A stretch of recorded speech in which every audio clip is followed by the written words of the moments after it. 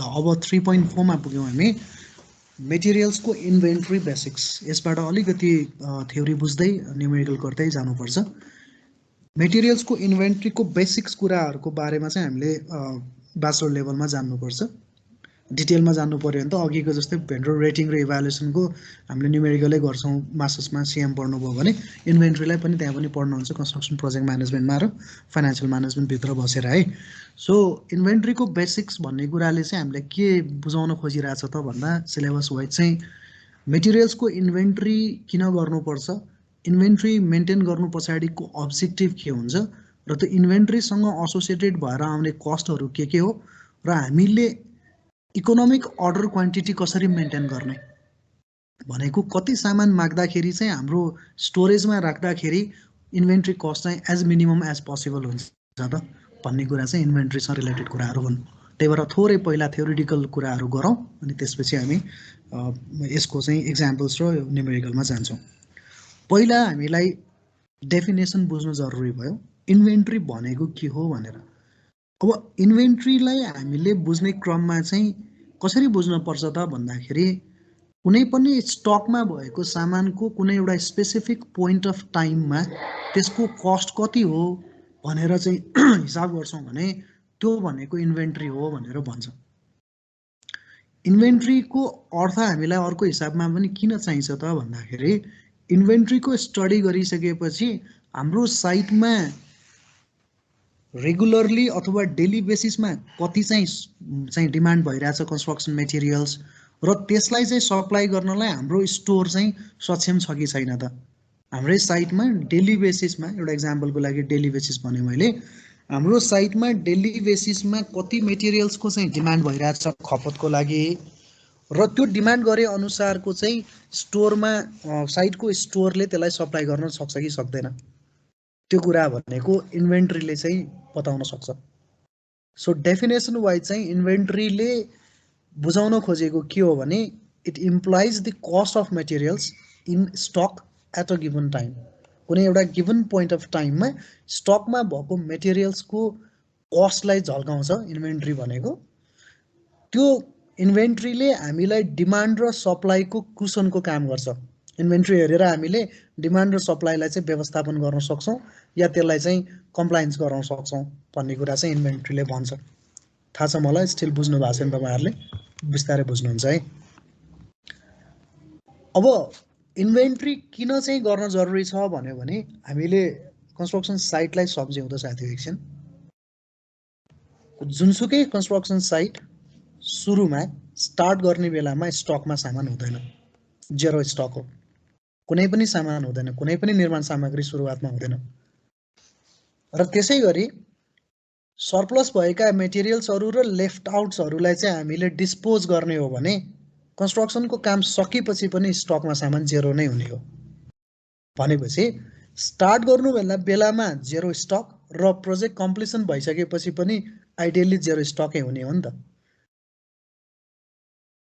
यसलाई अझ अलिकति बुझौं प्रोजेक्टको कन्स्ट्रक्सनको एक्टिभिटी कमेन्समेन्ट गर्नुभन्दा अगाडि पनि स्टक जेरो हो हाम्रो र आफ्टर कम्प्लिसनको प्रोजेक्ट पछि पनि जेरो स्टकै हो आइडियली तर कमेन्समेन्टको काम सुरु हुनेदेखि कम्प्लिसनको टाइमको बीचमा धेरै प्रकारका मेटेरियल्सहरु आउँछ हामीलाई स्टक कहिले फुल्ली भरिन्छ फेरि घट्दै जान्छ फेरि भर्दै जान्छौं फेरि घट्दै जान्छ र अल्टिमेटली प्रोजेक्ट सकिसकेपछि स्टक पनि जेरो हुने हो भनेपछि यो कन्टिन्युअसली रिप्लेनिस्ड हुने रेगुलरली अनि फेरि खाली हुने फेरि चाहिँ भरिने फेरि खाली हुने गर्दै लास्ट सम्म चाहिँ स्टकलाई जेरो गर्ने हो भनेपछि स्टार्टमा जेरो एन्डमा जेरो बीचमा रिप्लेनिस्ड हुने चाहिँ जुन फेनोमेनन छ त्यो फेनोमेननलाई त म्यानेज गर्नु पर्यो नि हामीले त्यो सुरुमा जेरो लास्टमा जेरो त हुन्छ अनि थाहा छ हामीलाई तर त्यो बिचको पिरियडमा जुन बेला कन्स्ट्रक्सनको एक्टिभिटीजहरु चाहिँ एक्जिक्युट भइराछ त्यो बेलामा चाहिँ स्टकमा सामान कति हुन पर्ने म्याक्सिमम अथवा मिनिमम कति हुन पर्ने या वर्किङ लेभलमा स्टकमा सामान कति राख्नु पर्ने भन्ने कुरा त हामीले बुझ्नु पर्छ त्यसको लागि पनि इन्भेन्टरीलाई म्यानेज गर्नुपर्ने भयो के म्याक्सिमम कति इन्भेन्टरी सम्म राख्ने मिनिमम कति सम्म राख्ने या वर्किङ लेभलको स्टकमा चाहिँ सामान कतिसम्म हुनुपर्ने भन्ने कुरा त थाहा हुनु पर्यो। यदि त्यो के पनि नथाहा भयो भने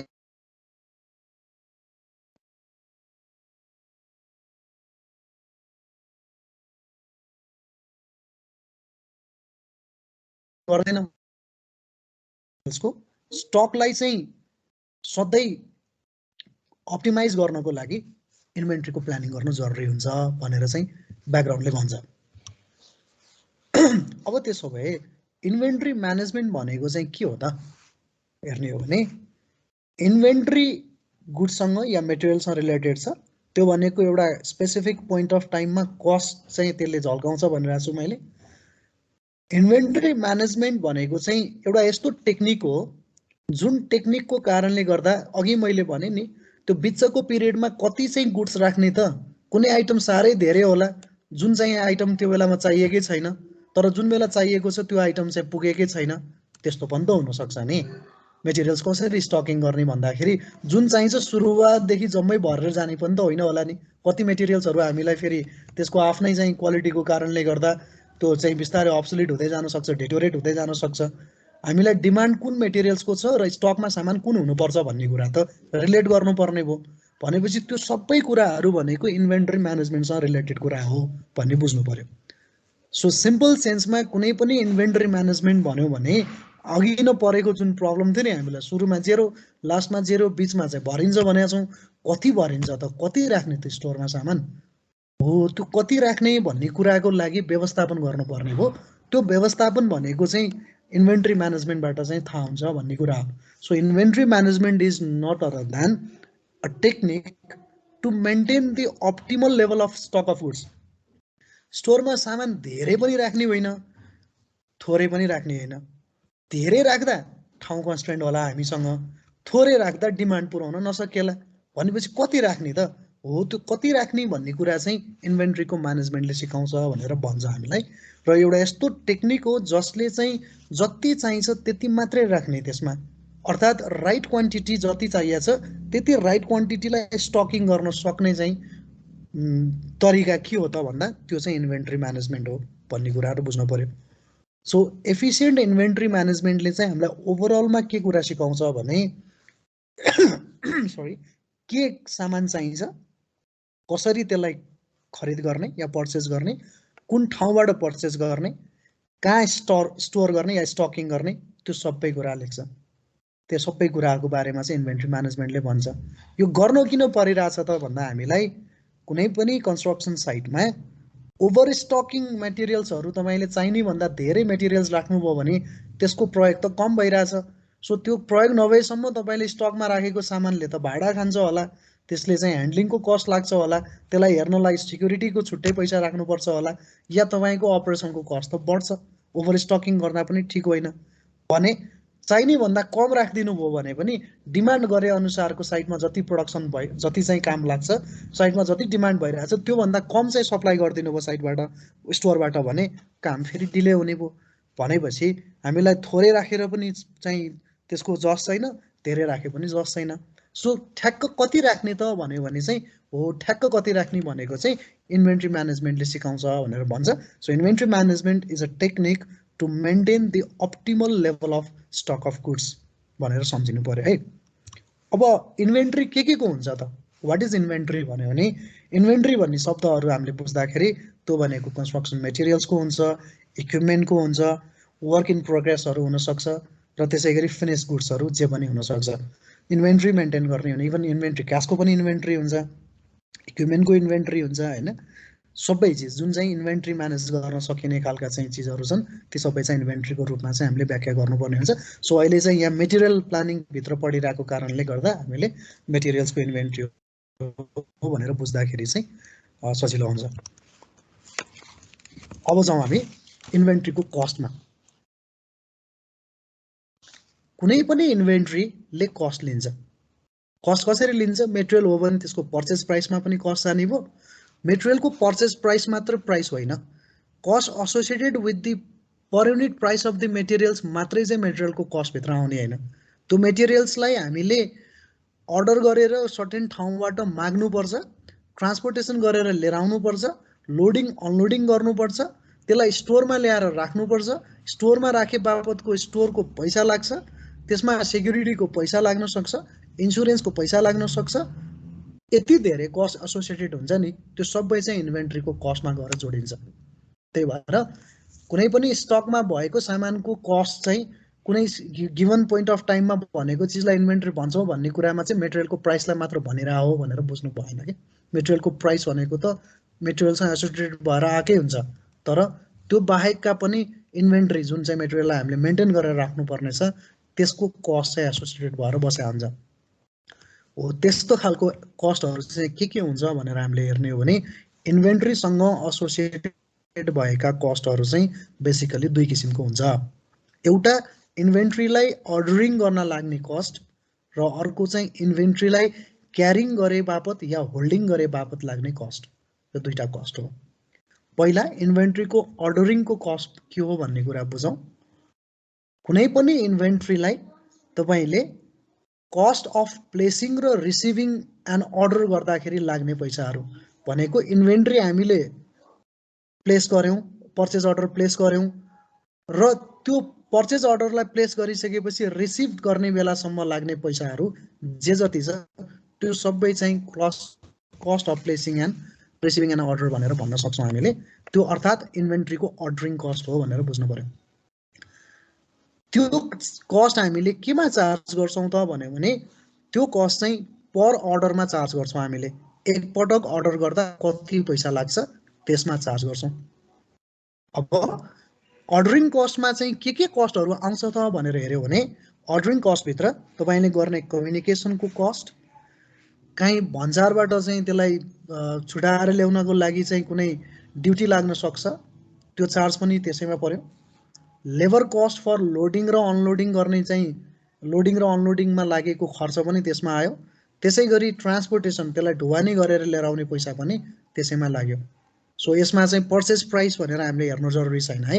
इन्भेन्ट्रीको अर्डरिङ र क्यारिङ कस्टलाई नै एनालाइसिस गर्ने हो। पर्चेज प्राइस चाहिँ डिस्काउन्टको हकमा कुनै सप्लायरले चाहिँ हामीलाई अफर गर्यो भने त्यति बेलामा चाहिँ हेर्न सकिन्छ, नत्र पर्चेज प्राइस त कन्स्ट्यान्ट छ तर यसको भेरिएबल हुने पोइन्ट चाहिँ इन्भेन्ट्रीमा के हो त भन्दा अर्डरिङ कस्ट र क्यारिङ कस्टको भेरिएबल हुने। पर्चेज प्राइस त कन्स्ट्यान्ट छ हाम्रो।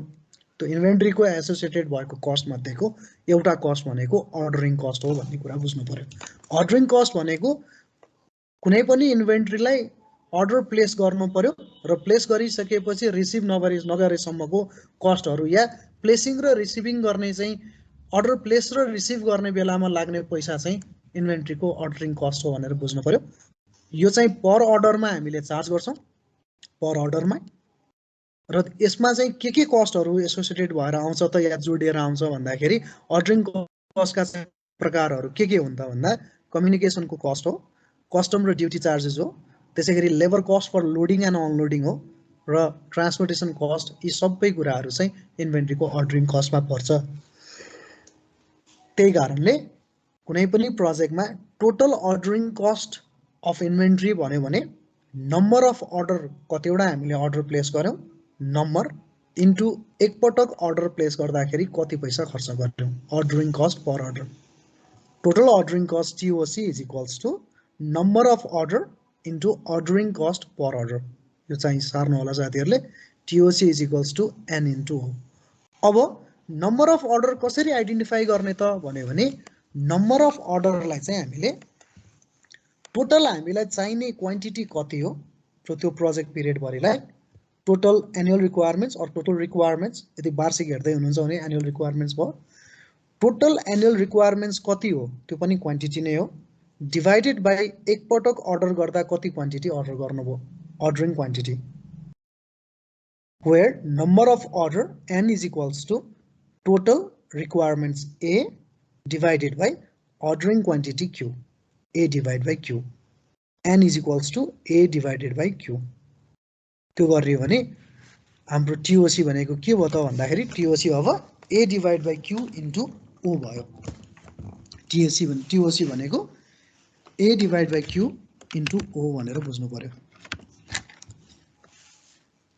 सो टिओसी भन्नाले के बुझिन्छ त अब भन्दाखेरि TOC total ordering cost is equals to annual requirement divided by ordering quantity times ordering cost per order हो भनेर यसरी यसलाई चाहिँ व्याख्या गर्न सक्यो। इन्भेन्ट्रीको अर्डरिङ कस्ट भयो। अब दोस्रो कस्ट छ इन्भेन्ट्रीको क्यारिङ कस्ट। क्यारिङ सुन्दाखेरि चाहिँ ट्रान्सपोर्टेसन जस्तो सुनिन्छ नि है, तर त्यो क्यारिङ कस्ट भनेको ट्रान्सपोर्टेसनको भन्न खोजेको होइन है। तपाईँले अर्डर गरेर एउटा इन्भेन्ट्रीमा सामान ल्याउनु भयो मेटेरियल्स, त्यो मेटेरियल्सलाई प्रयोग नगरेसम्म त स्टोरमा स्टोरेज गरेर राख्नुपर्ने भयो।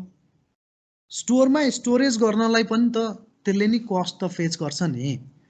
स्टोरमा स्टोरेज गर्नलाई लाग्ने पैसा त्यसको गोडाउनको भाडा होला, स्टोरको त्यसमा बिजुलीको पैसा लाग्छ होला, कुनै मेटेरियल्सलाई चाहिँ अब हिटिङ लाइटिङका कुराहरू पनि राख्नुपर्ने होला, स्टोरेजमा स्टाफहरू हुनसक्छ, स्टोर किपरदेखि लिएर उनीहरूको स्यालेरीको लाग्न सक्छ, स्टोरभित्र सामान एकबाट अर्को ठाउँमा सार्नको लागि चाहिँ इक्विपमेन्ट प्रयोग गरे हुनसक्छ, स्टोरलाई मेन्टेनेन्स र रनिङ गर्ने खर्च लाग्न सक्छ, मेटेरियल्स ह्यान्डलिङ गर्नु पर्यो एक ठाउँबाट अर्को ठाउँमा लानलाई, इन्सुरेन्स गर्नु पर्यो, त्यसै गरी सेक्युरिटीको पैसा लाग्न सक्छ भनेका इन्भेन्ट्रीलाई तपाईँले लिएर आएर राखेको, त्यो राखेको इन्भेन्ट्री प्रयोग नभएसम्मलाई त्यसले सर्टेन पैसा चाहिँ क्यारी गरेर बस्छ हो, त्यो भनेको चाहिँ क्यारिङ कस्ट हो भनेर बुझ्नु पर्यो। अर्थात् cost of holding and inventory प्रयोग नभएसम्म त्यो इन्भेन्ट्रीलाई होल्ड गरेर राख्नुपर्छ। त्यो होल्ड गरेर राख्ने अर्थात् एकदम सजिलो भाषा बुझ्नलाई स्टोरमा स्टोरेज गरेर राख्नुपर्छ, तर स्टोरेज गर्दाखेरि त्यसले सर्टेन पैसा फेच गर्छ भनेको स्टोरको भाडा होला, बिजुलीको पैसा होला, सेक्युरिटीको पैसा होला, स्टोर किपरको चाहिँ वेजेस होला, वाट एभर इज द्याट, ती जति पनि कस्टहरू associated with the holding of an inventory हुन्छ त्यसलाई हामीले इन्भेन्ट्रीको क्यारिङ कस्ट भनेर भन्छौँ। यो केमा चार्ज गर्छ? जस्तै अघि माथि अर्डरिङ कस्ट चाहिँ प्रति अर्डरमा चार्ज गरे जस्तो यो केमा चार्ज गर्छौँ त भन्दा यो चाहिँ पर युनिट आइटममा चार्ज गर्छौँ। Per unit rate of an आइटममा चाहिँ चार्ज गर्छौँ। Per unit rate of item, या रेट छुट्या चाहिँ it is charge in per unit of item, उसको रेटमा चाहिँ चार्ज गर्छौँ। र अब टिसिसी चाहिँ हामी कसरी निकाल्छौँ त भन्दाखेरि total carrying cost TCC is equals to average quantity into carrying cost per unit. कति युनिट तपाईँले क्यारिङ गर्नुहुन्छ र त्यसलाई चाहिँ एभरेज क्वान्टिटीले गुणान गर्ने। एभरेज क्वान्टिटी किन लिएको त भन्दा प्रिन्सिपलले स्टक 0बाट भरिन्छ क्यूसम्म जान्छ, त्यो हुनाले एभरेजमा चाहिँ स्टकमा सामान कति हुन्छ त भन्दा 0 + Q / 2, त्यो भनेको Q/2 हो भनेर भन्न खोजेको, त्यही भएर एभरेज क्वान्टिटी चाहिँ लिएको है। सो टोटल क्यारिङ कस्ट चाहिँ एभरेज क्वान्टिटी यो भनेको Q / 2 into carrying cost per unit भनेको चाहिँ पर युनिट इन्भेन्ट्रीलाई क्यारी गर्न लाग्ने पैसा। यो के को आधारमा लिन्छौँ त भन्दा यसलाई चाहिँ expressed as a unit price of an item, certain आइटमको युनिट प्राइसको सर्टेन पर्सेन्टेजमा राख्छौँ। भनेको लेटर सपोज सिमेन्टको चाहिँ पर ब्याग 1000 रुपियाँ छ र एक बोरा सिमेन्ट चाहिँ होल्ड गरे बापत हामीलाई 2% लाग्छ भन्यो भने कति रुपियाँ लाग्यो पर युनिटमा? कति रुपियाँ लाग्यो क्यारिङ गर्नलाई?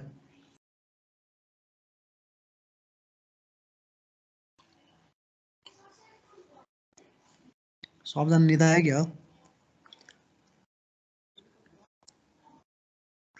कपिल? हजुर सर। सबजना निधाए क्या? छैन सर, एक्कासी त्यो सुन्दै सुनिएन क्या सर त्यति चाहिँ। 1000 चाहिँ पर ब्यागको सिमेन्टको प्राइस छ अरे होइन। यसलाई चाहिँ होल्ड गरे बापत चाहिँ 2% पैसा चाहिँ हामीले क्यारिङ गर्नलाई लाग्छ भन्यो भने यो 1000 रुपियाँको 2% भने कति रुपियाँ हो? 20 रुपियाँ हो। हजुर। ल त्यो 20 रुपियाँ चाहिँ पर ब्याग सिमेन्टलाई होल्ड गरे बापत लाग्छ भनेर आयो त्यसो भए, र क्यू चाहिँ 20 रुपियाँ हो नि, पक्का हो नि होइन। र क्यू भनेको चाहिँ टोटल क्वान्टिटी कति चाहिँ छ भनेर राख्ने भयो। यदि चाहिँ 1000 बोरै सिमेन्ट राख्नु पर्यो भने एभरेजमा त्यो भनेको चाहिँ स्टकमा सामान कम भएको बेलामा जेरै हो सुरुमा होइन, र रिप्लेनिस्ड भयो भने म्याक्सिमम क्यूसम्म जाने हो। सो यसको भागा 2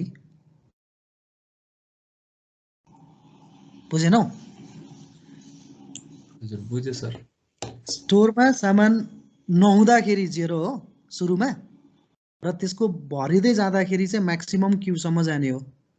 सो त्यही कारणले सामान कति जति बस्छ त होल्डिङ गर्दाखेरि भन्यो भने यसको एभरेज हो भन्यो भने 0 + q / 2 भनेको q/2 हो के। सो अन एन एभरेज आदि सामान चाहिँ सधैँ भइराख्छ थ्रु आउट द पिरियड भनेर भन्नेको। कहिले 0 होला कहिले q होला त्यसको इन्डिभिजुअल त्यसरी हिसाब गर्नुभन्दा एभरेज क्वान्टिटी हुन्छ भनेर भन्यो भने सबैलाई पुग्छ भनेर भनेको। 0 भए बेला नि q/2 ले हिसाब गर्न पाइयो, q भए बेला नि q/2 ले हिसाब गर्न पाइयो नि त, त्यसको लागि हो q/2 भनेर। सो त्यसो भए TCC भनेको चाहिँ के आयो त भन्दाखेरि TCC भनेको q / 2 * c भनेर गर्यो। So total ordering cost a / q into हो र टोटल क्यारिङ कस्ट चाहिँ q / 2 * c।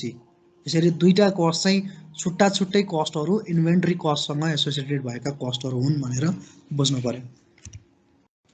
TCC = q / 2 * c। ल यो चाहिँ फर्मुला सबैले सार्नु होला। TOC भनेको a / q इन्टु हो र त्यसै गरी TCC भनेको चाहिँ q / 2 * c हो भनेर सम्झिनु पर्यो है। अब फर्दर अगाडि बढौँ। अब यो दुईटा बाहेक अर्को एउटा कस्ट पनि हुन्छ, त्यो भनेको कस्ट अफ सेफ्टी स्टक। प्रोजेक्टमा सर्टेन मिनिमम क्वान्टिटी चाहिँ throughout the project period भरि मेन्टेन गरेर राख्ने भन्ने प्रोभिजन पनि हुनसक्छ के। भनेको सर्टेन क्वान्टिटीको सामान चाहिँ हामीले स्टोर चाहिँ सधैँ गरिराख्नुपर्ने। स्टोरमा कुनै सामान आउनलाई डिले हुन सक्ला अथवा त्यो पर्टिकुलर सामानको लागि लिड टाइम चाहिँ बढ्न सक्ला, बाटो बन्द हुन सक्ला, ट्रान्सपोर्टेसनमा चाहिँ प्रब्लम हुन सक्ला, या स्टकमा सामान चाहिँ भनौँ न बजारमा सामान नै अभाइलेबल नहुन सक्ला। त्यसले गर्दाखेरि पनि हाम्रो कन्स्ट्रक्सनको एक्टिभिटिज चाहिँ सर्टेन डेजसम्म चल्न सक्ने किसिमले चाहिँ थोरै भए पनि सामान सेफ्टी स्टकमा राख्ने चलनहरू पनि हुन्छ। इट डिपेन्ड्स है, प्रोजेक्टको नेचर अनुसार फरक हुन्छ। यदि सर्टेन क्वान्टिटीको सामान चाहिँ हामीले थ्रु आउट द प्रोजेक्ट पिरियडभरि एउटा लेभलमा चाहिँ मेन्टेन गर्नुपर्छ भन्यो भने त्यो मेन्टेन गर्ने सामान भनेको, त्यो स्टक गर्ने सामान भनेको हाम्रो लागि सेफ्टी स्टक हो। यदि हामीले अर्डर गरेको सामान टाइमली आइपुगेन भने कम्तीमा पनि त्यो सेफ्टी स्टकको सामान प्रयोग गर्दै कन्स्ट्रक्सनको कामलाई चाहिँ अगाडि बढाइराखौँ न त भनेर चाहिँ राख्ने क्वान्टिटी भनेको सेफ्टी स्टक हो। फेरि बुझौँ, सेफ्टी स्टक भनेको त्यो मिनिमम क्वान्टिटी हो जुन क्वान्टिटीको सामान चाहिँ हामीले स्टोरेज गरेर स्टकिङ गरेर त्यसलाई क्यारिङ गरेर राखिरहन्छौँ ताकि हामीले अर्डर गरेको कुनै सामान आइपुगेन भने, अथवा त्यही सामानै भनौँ न, हामीले अर्डर गरेर त्यो सामान आइपुगेन भने अर्डर गर्नलाई टाइम जति लाग्छ, अर्डर नगरेको कारणले गर्दाखेरि अथवा अर्डर गर्न गरेको चाहिँ सामान आइपुगेन भने त त्यो सामान नपुग्दाखेरि त साइडमा काम रोकिने भयो। त्यही भएर सर्टेन डेजसम्मलाई भए पनि सेफ्टी स्टकमा भएको सामानलाई प्रयोग गरेर कन्स्ट्रक्सनको एक्टिभिटिजलाई इन्टरप्सन नगर्ने किसिमले कारबाही अगाडि बढाउने हो भने हामीलाई सर्टेन क्वान्टिटी चाहिँ सेफ्टी स्टकमा राख्नुपर्ने अवस्था हुनसक्छ। हो त्यस्तो सेफ्टी स्टक यदि राख्ने व्यवस्था छ भने त्यो सेफ्टी स्टकको पनि कस्ट चाहिँ फेच हुन्छ इन्भेन्ट्रीमा भन्न खोजेको। र त्यसलाई चाहिँ यो सेफ्टी स्टकको चाहिँ हामीले क्वान्टिटी अर्डर गरेर मगाइसकेको क्वान्टिटी हो, यसलाई खालि एउटा स्टक लेभल चाहिँ मेन्टेन गरिराख्नुपर्ने भएको कारणले यसले क्यारिङ कस्ट मात्र फेच गर्छ। यसलाई अर्डरिङ कस्ट त अर्डरिङ कस्टमा गइसक्छ, तर यसलाई चाहिँ सर्टेन समयसम्मलाई होल्ड गरेर राख्नुपर्ने हो मिनिमम क्वान्टिटी। त्यही कारणले कस्ट अफ सेफ्टी स्टकमा चाहिँ फेच हुने सामान भनेको सेफ्टी स्टक इन युनिट्स, यो भनेको पनि क्वान्टिटी नै हो, त्यो भनेको सेफ्टी स्टकको क्वान्टिटी इन्टु यो क्वान्टिटीलाई क्यारिङ कस्ट गरेर राख्नु पर्यो। सो त्यो भनेको चाहिँ सेफ्टी स्टकको पैसा हो। र फेरि पनि भनौँ, सेफ्टी स्टक भनेको एउटा सर्टेन अमाउन्ट अफ स्टक हो जुन अमाउन्ट अफ स्टक चाहिँ हामीले थ्रु आउट द प्रोजेक्ट पिरियडभरि स्टकमा राख्छौँ सेफ्टीको रूपमा, ताकि हामीले अर्डर गरेको सामान आइपुगेन भने या अर्डर गर्दाखेरि समय लाग्यो भने या कुनै कारणवश ढिलो हुन गयो भने कन्स्ट्रक्सनको एक्टिभिटिजलाई नरोक्नको लागि हामीले त्यो सेफ्टी स्टक प्रयोग गर्न सक्छौँ नि त। त्यही भएर त्यति सामानलाई चाहिँ हामीले सेफ्टी स्टक भनेर भनेको। र सेफ्टी स्टकले चाहिँ इन्भेन्ट्रीमा कुन कस्ट फेस गर्छ त भन्दा अर्डरिङ कस्ट छुट्टै हिसाब गर्नु परेन, किनभने अर्डरिङ कस्ट त यो सेफ्टी स्टक माग्ने बेला पनि पहिले मागिसकेका छौँ हामीले, अर्डरिङ पैसा त तिरिसकेका छौँ। तर यो स्टकलाई चाहिँ हामीले प्रयोग नगर्ने समयसम्मलाई त होल्ड गरेर राख्नु पर्यो हो। त्यो होल्डिङ गरे बापतको लाग्ने पैसा चाहिँ सेफ्टी स्टकमा लाग्छ। त्यो हुनाले total cost of safety stock भन्यो भने चाहिँ सेफ्टी स्टक इन युनिट्स अर्थात् क्वान्टिटी इन्टु त्यसको क्यारिङ कस्ट चाहिँ लाग्ने हो। सो यसरी सेफ्टी स्टकको प्रोभिजन भएको ठाउँमा सेफ्टी स्टकको पैसा आउने भयो। होइन भने सेफ्टी स्टकको प्रोभिजन छैन भने इन्भेन्ट्रीमा जम्मा दुईटा कस्ट लाग्ने भयो, एउटा टोटल अर्डरिङ कस्ट र अर्को टोटल क्यारिङ कस्ट। अब यी तीनवटैको कम्बिनेसन, सेफ्टी स्टक छ भने तीनवटैको कम्बिनेसन, यदि छैन भने त्यो दुईटा कस्टको कम्बिनेसन कस्टलाई नै हामीले टोटल इन्भेन्ट्री कस्ट भनेर भन्छौँ। टोटल इन्भेन्ट्री कस्ट भनेर भन्छौँ।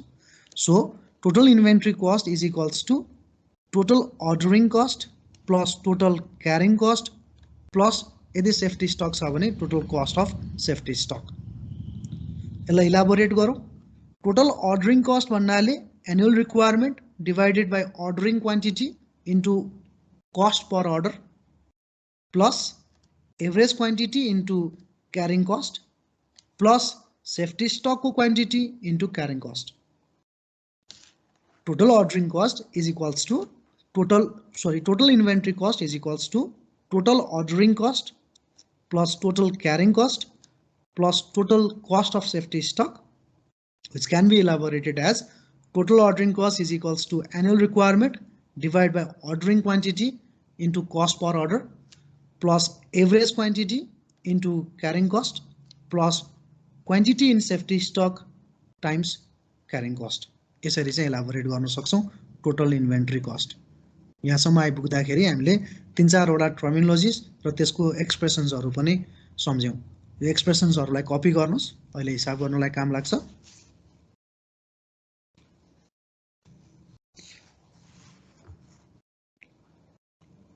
यसलाई कपी गर्नु होला।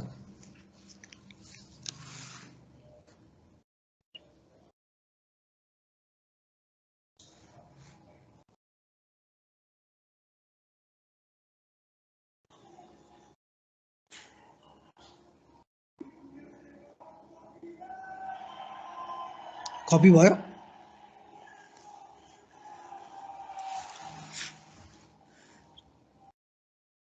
एकछिन है sir. Okay.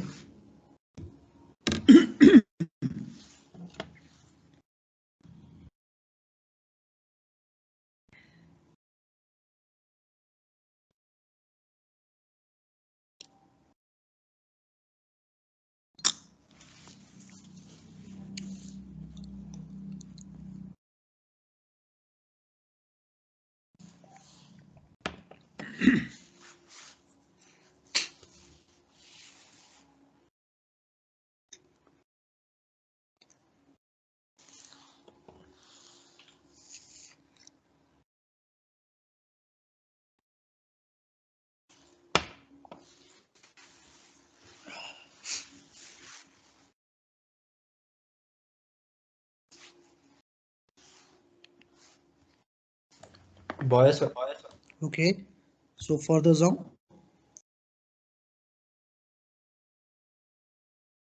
Okay, so let's see कि अब हामीले अर्डर गर्ने क्वान्टिटी पनि थाहा भयो यहाँ छु। हेरौँ है, अघिदेखि हामी थ्योरी पढ्दै आउने क्रममा अर्डर गर्ने क्वान्टिटी पनि थाहा छ हामीलाई। यतिको अर्डर क्वान्टिटी गऱ्यो भने चाहिँ हामीलाई पुग्छ भन्ने पनि थाहा होला। त्यसै गरी कति एनुअल रिक्वायरमेन्ट पनि चाहिन्छ। अर्डर गर्दाखेरि कति क्वान्टिटी अर्डर गर्नुभयो, एकपटक अर्डर गर्दा कति क्वान्टिटी अर्डर गर्नुभयो, त्यसलाई चाहिँ अर्डर क्वान्टिटीको रूपमा भन्छौँ। त्यसै गरी इन्भेन्ट्रीलाई स्टकमा राख्नको लागि पनि पैसा पनि खर्च हुन्छ पनि भनिरहेछौँ हामीले। तर दुईटा कुरा सम्झिँदै गर्दाखेरि हामीलाई हाम्रो स्टोरको क्यापेसिटी कति छ, त्यसै गरी सामान त हामीले एकपटक मात्रै पर्चेस गर्दैनौँ होला, कति कुराहरू रेपिटेटिभली पनि गर्नुपर्ने हुन्छ। रेपिटेटिभ अर्डर गर्ने नेचरका सामानहरू पनि हुन्छन्, हामीले हिजो पनि हेऱ्यौँ त्यो।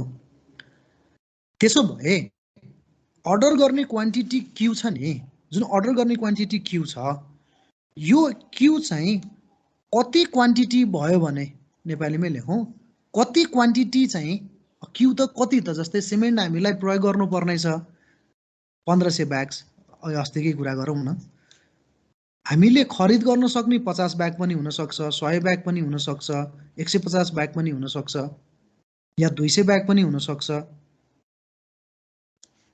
यो क्यू अर्थात् अर्डर गर्ने क्वान्टिटी चाहिँ कति क्वान्टिटी चाहिँ हामीले अर्डर गऱ्यौँ भने त्यो अर्डर गर्ने क्वान्टिटीबाट चाहिँ हामीले इन्भेन्ट्रीको जुन टोटल इन्भेन्ट्री कस्ट छ त्यो चाहिँ मिनिमाइज गर्न सक्छौँ त भनेको टोटल अर्डरिङ कस्ट र टोटल क्यारिङ कस्टको कम्बिनेसनबाट आएको जुन यो टोटल इन्भेन्ट्री कस्ट छ, हामीलाई यो अर्डरिङ कस्ट र टिसिसी त बढाएर त फाइदा छैन, यसै त पर्चेस प्राइस लाग्ने भयो, त्यहाँमाथि मेटेरियलको अर्डरिङ कस्ट र टिसिसी पनि लागिरहेछ हामीलाई। हामीले त सकेसम्म टोटल इन्भेन्ट्री कस्ट त मिनिमाइज गर्ने हो। त्यसो हो भने हामीले अर्डर गर्ने क्वान्टिटी क्यू हो, अर्डर गर्ने क्वान्टिटी क्यू हो त भन्यौँ, तर यो कति क्वान्टिटी चाहिँ अर्डर गर्यो भने चाहिँ हाम्रो टिआइसी मिनिमम हुन्छ त। टिआइसी मिनिमम हुनको लागि कति क्वान्टिटी चाहिँ अर्डर गर्दा हामीलाई सजिलो हुन्छ या टिआइसी मिनिमम हुन्छ या सस्तो पर्छ हामीलाई भन्ने कुरा चाहिँ इकोनोमिक अर्डर क्वान्टिटीको रूपमा चाहिँ व्याख्या गर्न सकिन्छ। अर्डर गर्ने क्वान्टिटीलाई हामीले क्यू त भनेका छौँ, अर्डर गर्ने क्वान्टिटी भनेको हाम्रो लागि क्यू हो, तर यो क्यू चाहिँ कति माग्यो भने बल्ल चाहिँ त्यो क्वान्टिटी चाहिँ इकोनोमी हुन्छ त। अर्थात् इकोनोमी हुन्छ भन्नुको मिनिङ के हो भने त्यो कति क्वान्टिटी माग्यो भने हाम्रो टिआइसी चाहिँ मिनिमम हुन्छ त, टोटल इन्भेन्ट्री कस्ट भन्ने कुराको अप्टिमाइजेसन हो के। सो यसलाई डेफिनेसन वाइज चाहिँ कसरी हेरौँ भने इओक्यू अर्थात् economic order quantity refers to the quantity of single purchase order which gives maximum economy in purchasing inventories.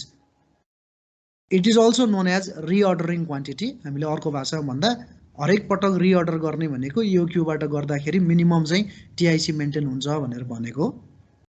Principally एउटा कुरा के छ भने it is that level of inventory, त्यो त्यति बेलाको इन्भेन्ट्रीको लेभल हो जुन बेलामा हाम्रो टोटल अर्डरिङ कस्ट चाहिँ टोटल कस्ट क्यारिङ कस्टसँग बराबरी हुन्छ भनेर भन्छ।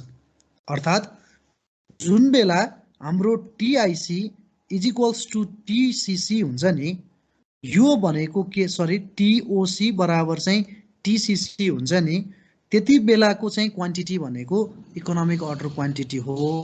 अर्थात् टिओसी इक्वल टु टिसिसी भनेको के हो भने टिआइसी चाहिँ मिनिमम हुनु हो भनेर बुझिन्छ।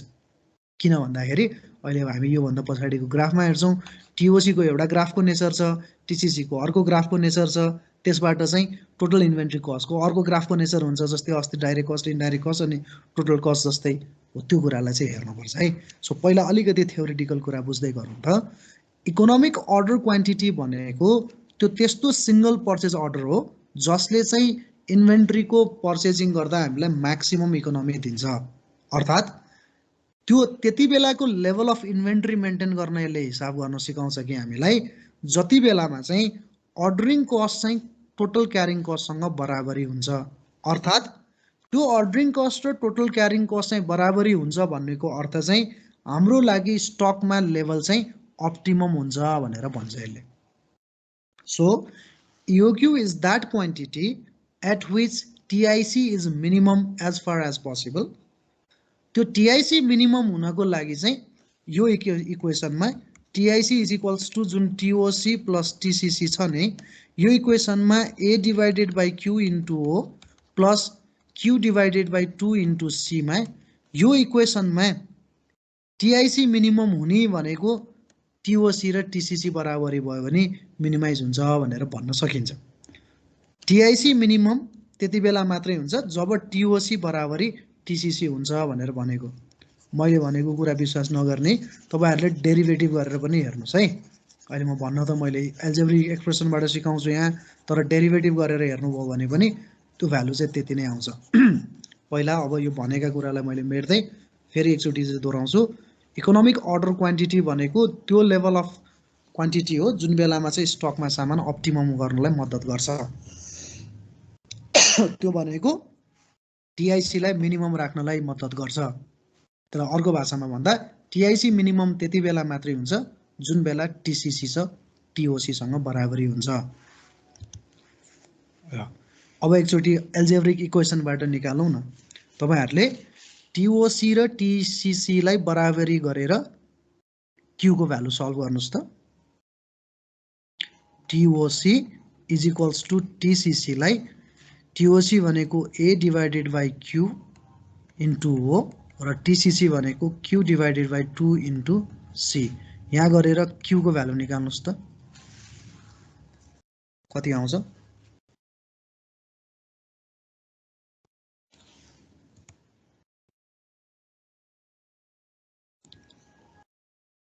Q को भ्यालु निकाल्नुस् त।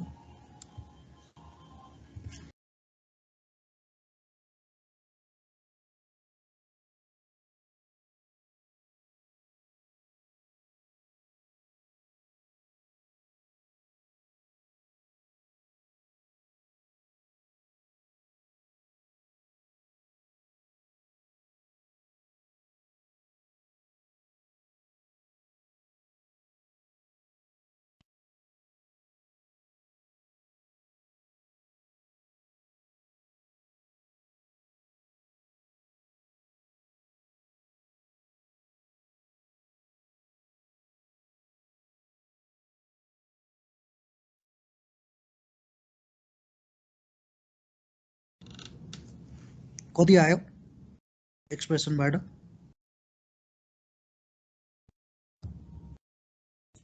√2AO by C। Root under twice AO divided by C हैन त। हजुर यो है रुट अन्डर ट्वाइस AOC भनेको अब यो Q चाहिँ EOQ हो। त्यो क्वान्टिटी भनेको चाहिँ इकोनोमिक अर्डर क्वान्टिटी हो। अर्थात् तपाईले EOQ कति माग्ने भनेर भन्नु पर्यो भने 2 times annual requirement into ordering cost divided by carrying कस्टले चाहिँ रुट अन्डर गर्नुभयो भने त्यो क्वान्टिटी चाहिँ हाम्रो इकोनोमिक अर्डर क्वान्टिटी हो भनेर बुझ्नु पर्यो है। हामीले इकोनोमिक अर्डर क्वान्टिटीको लागि चाहिँ थ्योरीले भने अनुसारको TIC मिनिमम हुने बेलामा जुन स्टकको लेभल हुन्छ त्यो भनेको इकोनोमिक अर्डर क्वान्टिटी हो। त्यसैलाई नै हामीले अप्टिमल लेभल अफ स्टक पनि भन्छौँ। TIC मिनिमम हुने भनेको इक्वेसन वाइज एल्जेब्रिक इक्वेसन हिसाबले हेर्दाखेरि TOC जब TCC सँग बराबरी हुन्छ त्यति बेला चाहिँ TIC मिनिमम हुन्छ भनेर निकालेको। अब यो EOQ को भ्यालु चाहिँ सब्स्टिट्युट गरिदिनुस् TIC मा गएर फेरि टोटल इन्भेन्ट्री कस्टमा चाहिँ गएर A divided by Q into O plus Q divided by 2 into C वाला जुन इक्वेसन छ त्यो इक्वेसनमा Q को ठाउँमा EOQ को भ्यालु चाहिँ राखिदिनुस्।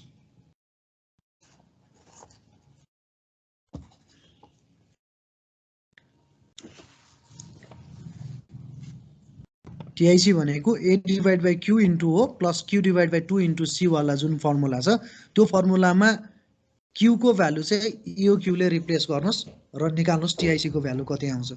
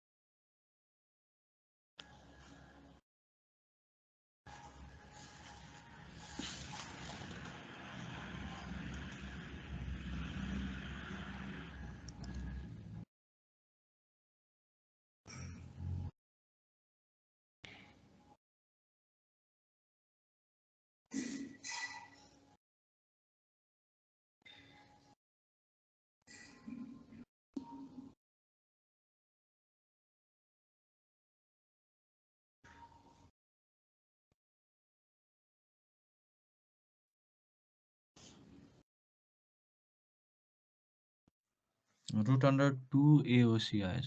ओके एल्जेब्रा त सल्भ राम्रो गर्नु हुँदो रहेछ ल। रुट अन्डर ट्वाइस AOC भनेर आयो है।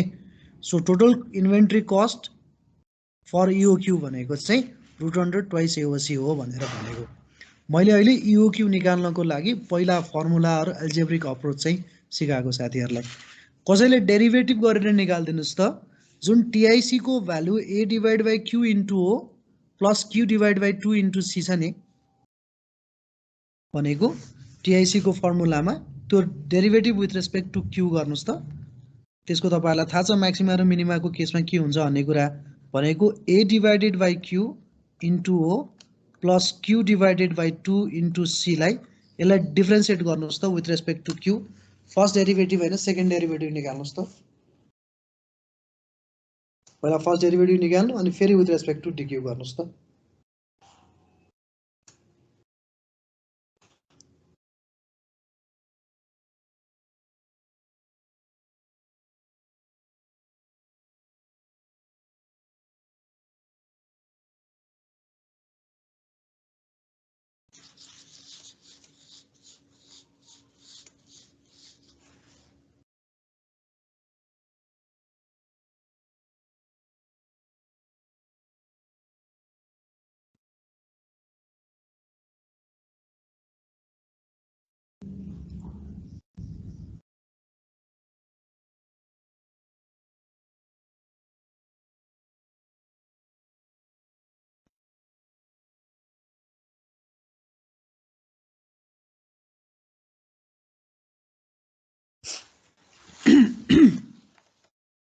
कति आउँदो रहेछ अनि भन्नुहोस् त मलाई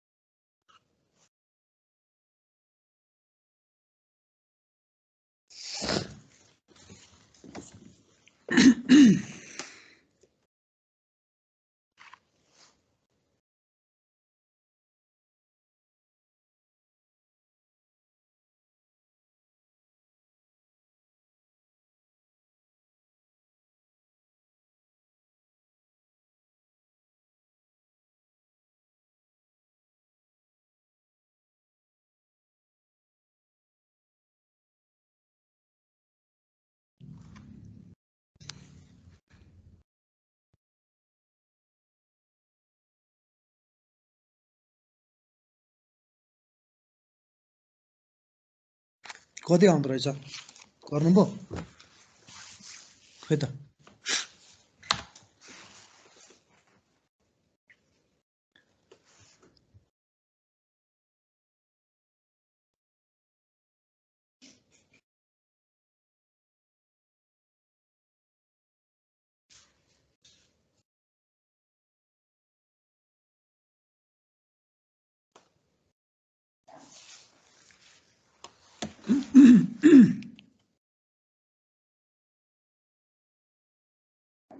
टु एओ बाई क्यू हो सर 2AO बाई क्यू त कहाँ हुन्छ त सी आउनु पर्यो नि अल्जेब्रिक एक्सप्रेसनबाट निकालेको र डेरिभेटिभबाट फरक आउँछ त आउनु भएन नि क्यूको भ्यालु हालेपछि अनि रुट अन्डर 2AOC नै आउँछ आउँछ है आयो फर्स्ट डेरिभेटिभ सेकेन्ड डेरिभेटिभ होइन हो sir second derivative second derivative maximum मिनिमाको केस के हो अरे भनिदिनुहोस् त फर्स्ट डेरिभेटिभ के हुनुपर्छ सेकेन्ड डेरिभेटिभ के हुनुपर्छ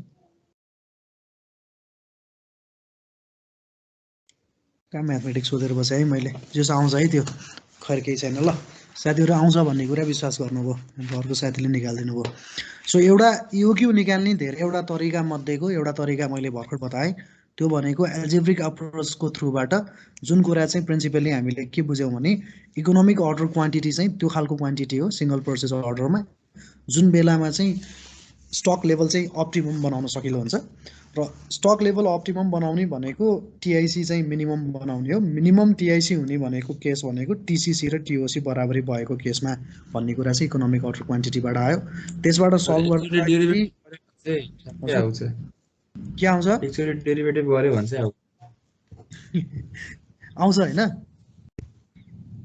हजुर एकचोटि चाहिँ गर्नु पर्यो दुईचोटि गर्यो भने त भएन दुईचोटि गऱ्यो भने के आउनुपर्छ त भने त्यो म्याक्सिमा र मिनिमाको लागि त्यही त सोधेँ त मैले फर्स्ट डेरिभेटिभ के हो सेकेन्ड डेरिभेटिभ के हो भनेर पढायो नि पहिला त्यो बिर्से जस्तो साथीले त्यो चाहिँ सोधेँ मैले प्रिन्सिपल चाहिँ आयो होइन जे होस् डेरिभेटिभ गर्दाखेरि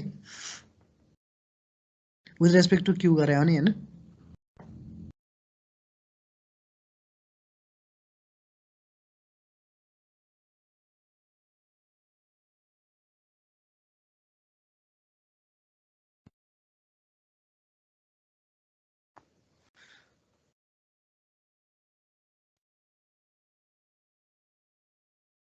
के गरिरह कि म त अड्केँ त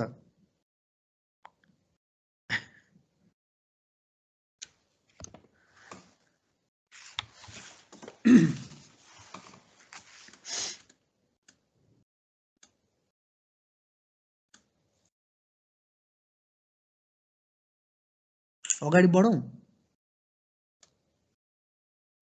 हुन्छ सर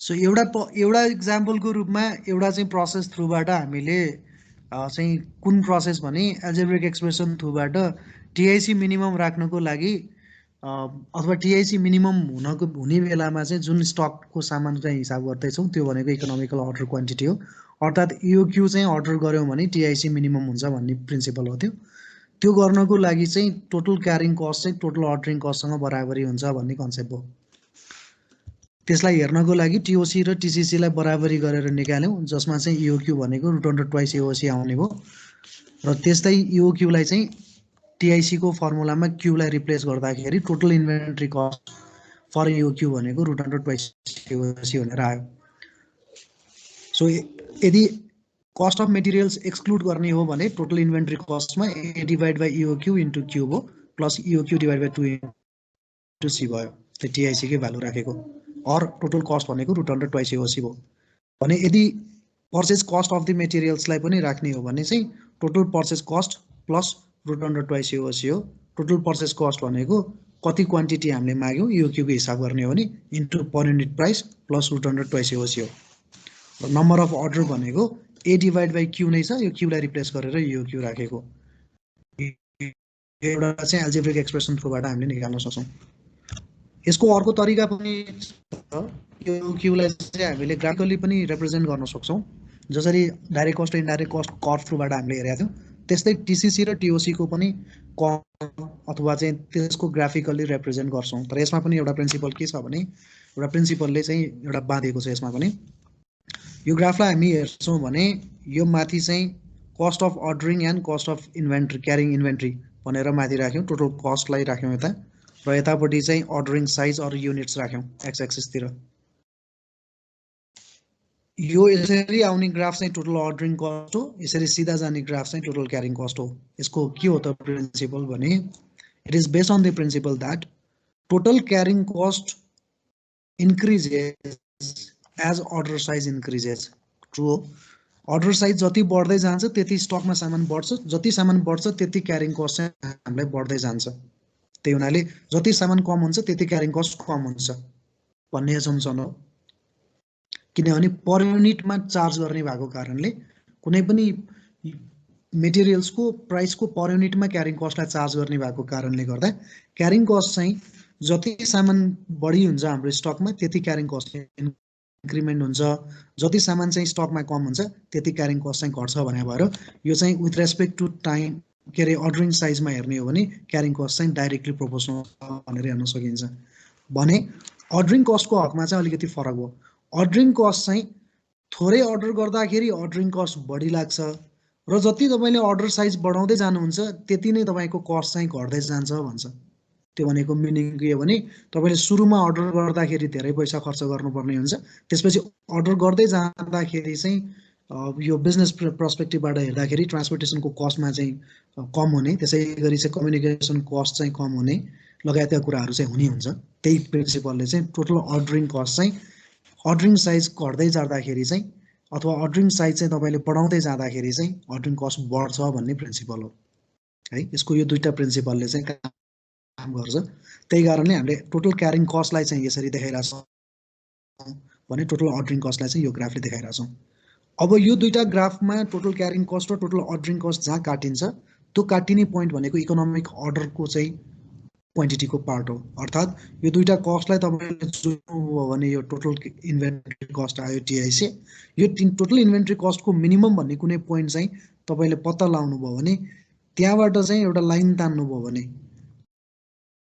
अर्डरिङ कस्ट र टोटल क्यारिङ कस्ट चाहिँ काटिन्छ। अर्थात् यो पोइन्ट भनेको चाहिँ ब्रेक इभन हो, जहाँ चाहिँ टिओसी इक्वल्स टु टिसिसी हुन्छ र यसले चाहिँ यो एक्सिसमा छुने जुन क्वान्टिटी हो त्यो क्वान्टिटी भनेको चाहिँ इओक्यू हो भनेर हेर्ने चलन छ।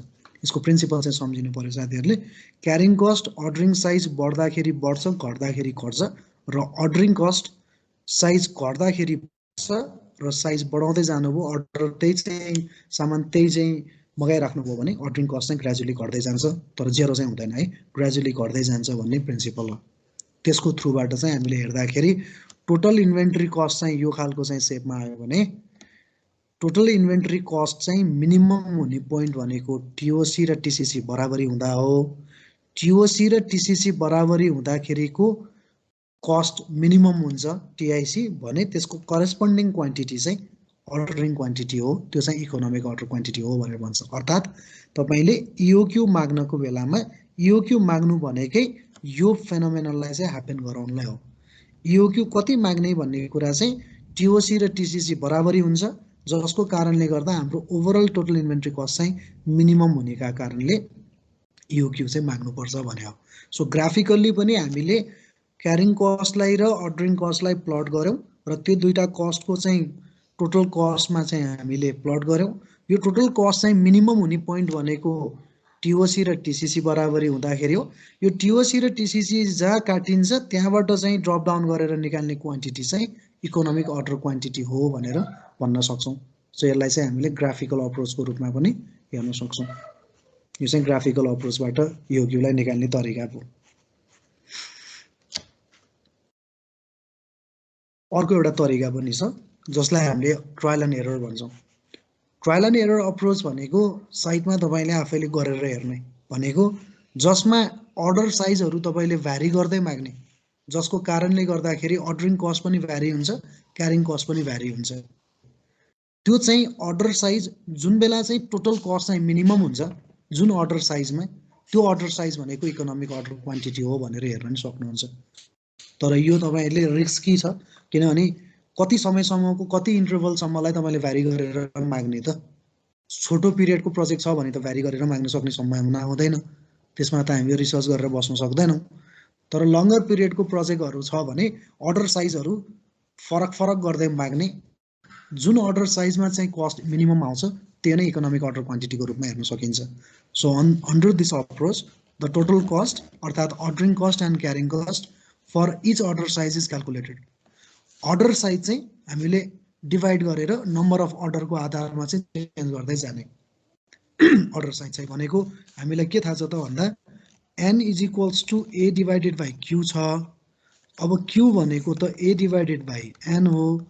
अब n तपाईँले भ्यारी गर्दै जानु भने q पनि भ्यारी हुँदै आउँछ।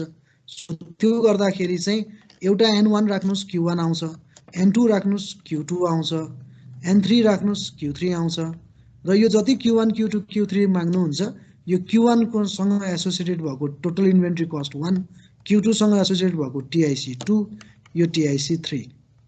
अब यो प्रत्येक चाहिँ क्वान्टिटीमा सबैभन्दा मिनिमम जुन आउँछ त्यो चाहिँ इकोनोमिक अर्डर क्वान्टिटीको रूपमा व्याख्या गर्ने भनेको चाहिँ ट्रायल एन्ड एरर एप्रोच हो है। त्यो गर्दाखेरि चाहिँ रिस्की हुन्छ। तपाईँले सर्टर पिरियड अफ चाहिँ प्रोजेक्टको टाइम फ्रेम भएको प्रोजेक्ट छ भने तपाईँलाई त्यही अनुसारको चाहिँ ट्रायल एन्ड एरर गर्न सक्ने अवस्थामा हुनुहुन्न।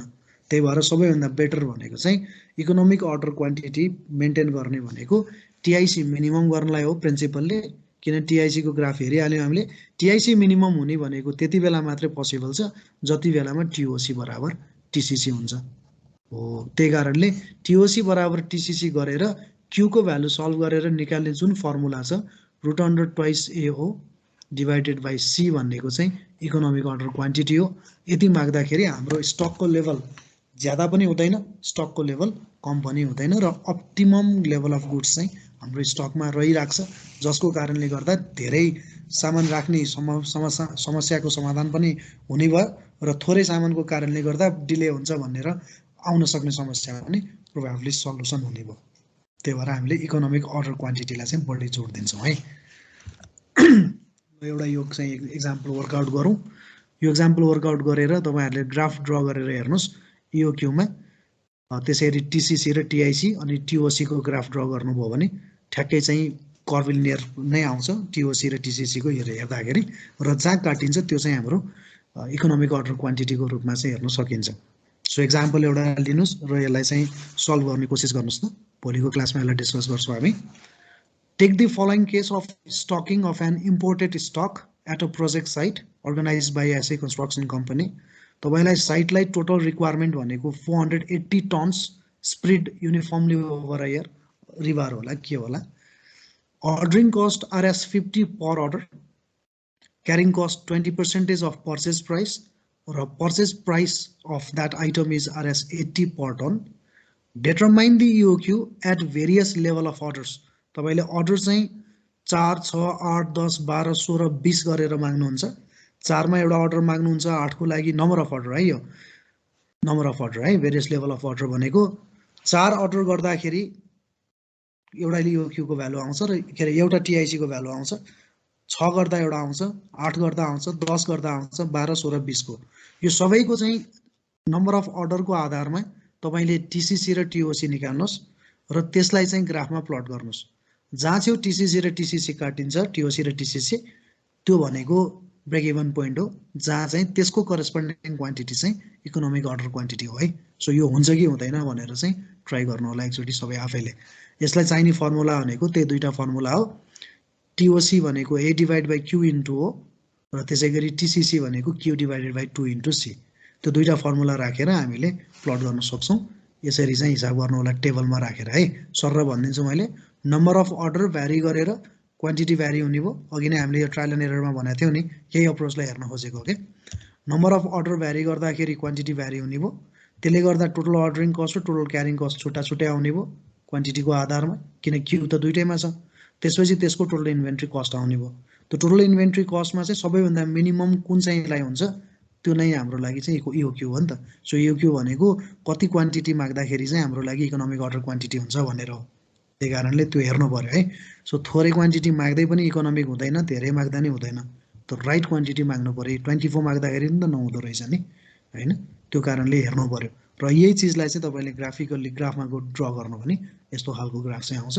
यो चिज चाहिँ तपाईँहरूले यो चिज चाहिँ अब क्लास वर्क जस्तो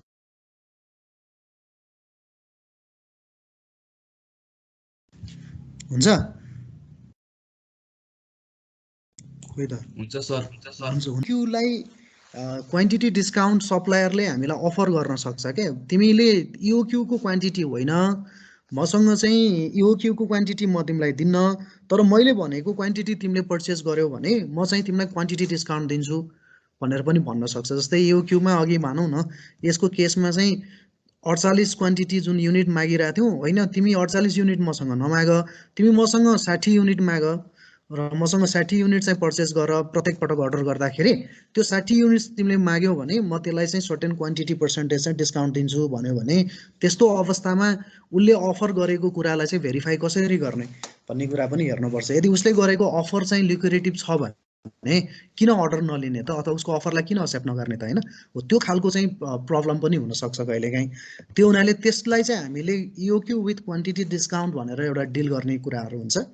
अघि नै मैले भनिहालेँ, पर्चेजरले एउटा चाहिँ पर्चेजरको लागि चाहिँ सेलरले अफर दिन सक्छ, सर्टेन चाहिँ क्वान्टिटी डिस्काउन्ट दिन्छु म, जसले चाहिँ गर्दाखेरि कस्टमा चाहिँ त्यसले हिट गर्छ भनौँ।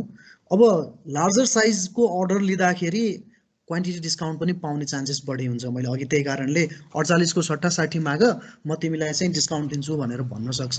अब त्यस्तो अवस्थामा चाहिँ उसले अफर गरेको क्वान्टिटीलाई हामीले एक्सेप्ट गर्ने कि नगर्ने भन्ने पनि चाहिँ हुनसक्छ है। त्यस्तो अवस्थामा चाहिँ कसरी गर्ने त भन्ने कुराको लागि उसले अफर गरेको क्वान्टिटी डिस्काउन्ट राखेर टिआइसी क्यालकुलेट गर्नु पर्यो क्या। भनेको उसले अफर गरेको क्वान्टिटी लिँदाखेरि क्वान्टिटीको हिसाब गर्दाखेरि उसको डिस्काउन्टको पनि हिसाब गर्नुपर्ने भयो। क्वान्टिटी उसले अफर गरेको हिसाब गर्छौँ, त्यसमा उसले दिएको डिस्काउन्टलाई माइनस गरेर हेर्दाखेरि जुन चाहिँ टोटल इन्भेन्ट्री कस्ट आउँछ त्यो टोटल इन्भेन्ट्री कस्ट चाहिँ हाम्रो इओक्यूको टोटल इन्भेन्ट्री कस्टभन्दा थोरै हुन्छ भने त एक्सेप्ट गर्ने नि, किन नगर्ने। हो त्यो खालको डिसिजन पनि गर्नुपर्ने हुनसक्छ है कहिलेकाहीँ। सो त्यसको लागि चाहिँ हामीले के गर्छौँ त भन्दा total inventory cost TOC plus TCC minus discount on purchase value, उसले डिस्काउन्ट दिने भएको कारणले डिस्काउन्ट अन पर्चेस भ्यालु भनेर भन्छौँ, जसमा टिआइसी विथ डिस्काउन्ट माग्दाखेरि लिँदाखेरि हिसाब गर्दाखेरि एनुअल रिक्वायरमेन्ट जस्ताको तस्तै नै हुने भयो। यो क्यू नट भनेको चाहिँ उसले अफर गरेको क्यू कि क्यू नट इन्टु हो प्लस क्यू नट, किनभने उसले अफर गरेको क्वान्टिटी राखेर हेर्नु पऱ्यो नि त अब क्यारिङ कस्ट पनि। So Q not divided by 2 into C र minus discount on purchase value, उसले चाहिँ डिस्काउन्ट कति अफर गरेको छ त हामीलाई, त्यो डिस्काउन्ट अन पर्चेस भ्यालु घटाउने।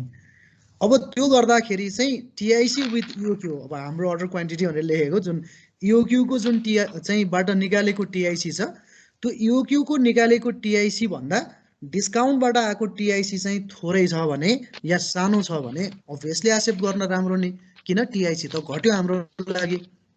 हाम्रो मकसद के थियो त टोटल इन्भेन्ट्री कस्ट कसरी हुन्छ मिनिमम गर्ने, त्यो इन्भेन्ट्री कस्ट मिनिमम गर्नलाई इकोनोमिक अर्डर क्वान्टिटी माग्नुपर्छ भनेर भनेको थियौँ हामीले।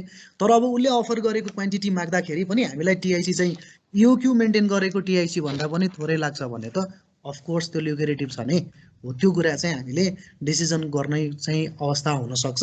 हो त्यसको लागि चाहिँ इओक्यू विथ क्वान्टिटी डिस्काउन्ट भनेर भनेको है। अब यसको हिसाब यो हिसाबको पार्ट हो, अहिले पछि आउँछौँ यसमा। त्यो चाहिँ इओक्यू विथ क्वान्टिटी डिस्काउन्टको लागि हो। त्यो बेलामा सम्झिनुको लागि चाहिँ यो इक्वेसन के सम्झ्यौँ भने टिआइसी विथ डिस्काउन्ट भनेको A divided by offer quantity into ordering cost per order plus offer quantity divided by 2 into carrying cost minus discount on purchase value. यो चाहिँ इक्वेसन मेन इक्वेसन चाहिँ यो हो, यसलाई चाहिँ सम्झिराख्नु पऱ्यो है। खालि के मात्रै के गरेको छ भने यसमा जुन quantity A divide by Q थियो अथवा इओक्यू थियो, त्यो इओक्यूको सट्टा उसले अफर गरेको क्वान्टिटी राखेको हामीले क्यू नट भनेर राखेको हो। सो यसरी चाहिँ हामीले टिआइसी विथ डिस्काउन्टको बारेमा हेर्न सक्छौँ है। अब हामी कुरा गर्छौँ इन्भेन्ट्रीको लेभल, कति कति प्रकारको लेभल हुन्छ त अब इन्भेन्ट्रीको हामी कहाँ मेन्टेन हुने साइटमा युजली 3 किसिमको इन्भेन्ट्रीको लेभल मेन्टेन गर्छौँ हामीले। Minimum inventory level throughout the project period भरिलाई राख्नु पर्यो भन्यो भने त्यो सेफ्टी स्टकको लागि जति क्वान्टिटी हो त्यही नै मिनिमम इन्भेन्ट्री लेभल हो भन्ने बुझ्नु पर्यो, मिनिमम है। यति क्वान्टिटी चाहिँ हाम्रो साइटमा टुट्नु भएन अथवा यति क्वान्टिटी चाहिँ हाम्रो साइटमा चाहिँ सधैँ रहिराख्नुपर्छ भन्यो भने त्यसलाई हामीले मिनिमम इन्भेन्ट्री भन्छौँ। र त्यो मिनिमम इन्भेन्ट्री भनेको चाहिँ not other than safety stock हो भन्ने कुरा बुझ्नु पर्यो। त्यसपछि एभरेज इन्भेन्ट्रीको कुरा गर्ने हो भने हाम्रो स्टकमा चाहिँ सालाखाला कति चाहिँ स्टकमा सामान भइरहेको छ एभरेजमा भनेर हेऱ्यो भने अन एन एभरेज चाहिँ हामी कहाँ सेफ्टी स्टकलाई एभरेज गर्न मिलेन, यो भनेको मिनिमम मेन्टेन गर्नै पर्यो। प्लस जुन वर्किङ स्टक माग्छौँ नि हामीले, अर्थात् यदि इओक्यू माग्नु भएको छ भने इओक्यू, त्यो EOQ divided by 2 plus safety stock चाहिँ हाम्रो एभरेज इन्भेन्ट्री हो भन्ने बुझ्नु पर्यो। एभरेज इन्भेन्ट्री चाहिँ प्रोजेक्टमा कति हुन्छ त भन्यो भने सेफ्टी स्टक भनेको मिनिमम हो, यसको एभरेज गर्ने कुरा भएन किनभने त्यो मेन्टेन गर्नु पर्यो।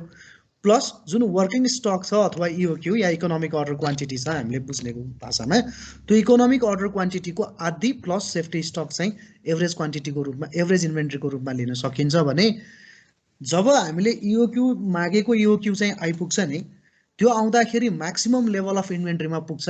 So the maximum level of inventory भनेको चाहिँ सेफ्टी स्टक प्लस इओक्यू हो भन्ने बुझ्नु पर्यो। सेफ्टी स्टकको प्रोभिजनै भएन भने मिनिमम इन्भेन्ट्रीमा खासै चाहिँ क्वान्टिटीको कुरा हुने नै भएन, त्यो भनेको 0 हुने भयो। एभरेज इन्भेन्ट्री त्यति बेला इओक्यूको आधी हुने भयो र म्याक्सिमम इन्भेन्ट्री भनेको जब इओक्यूको सामान अर्डर आउँछ नि जुन फुल इओक्यू, त्यो फुल इओक्यूलाई नै हामीले म्याक्सिमम इन्भेन्ट्रीको रूपमा हेर्न सक्छौँ। सो इन्भेन्ट्रीको लेभललाई चाहिँ 3वटा किसिमले इन्भेन्ट्रीमा हिसाब गर्छौँ, एउटा म्याक्सिमम, एभरेज र मिनिमम गरेर इन्भेन्ट्रीको लेभलको कुरा गर्छौँ। ल अब त्यसो भए अर्को एउटा चाहिँ हिसाब गरिहालौँ। Calculate EOQ of cement with following details, total quantity 12,000 bags, carrying cost 15%, ordering cost R S 10,000 र पर्चेस प्राइस आर एस 750। तपाईँले इओक्यू र टिआइसी दुइटै निकाल्नुहोस् है, सबैले निकाल्नुहोस् त।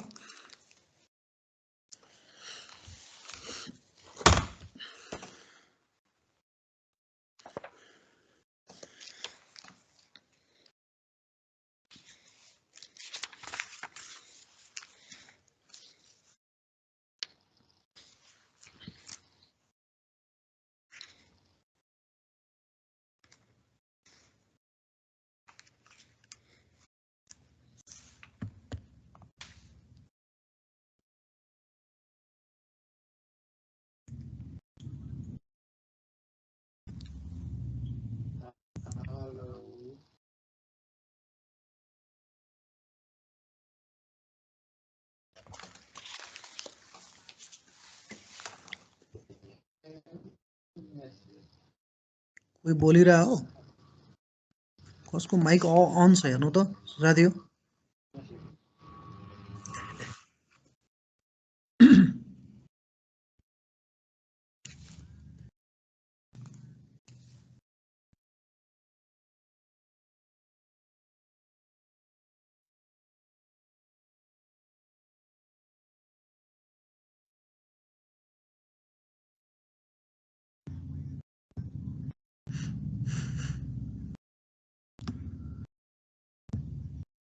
आन्सर कति आउँछ भन्नुहोस्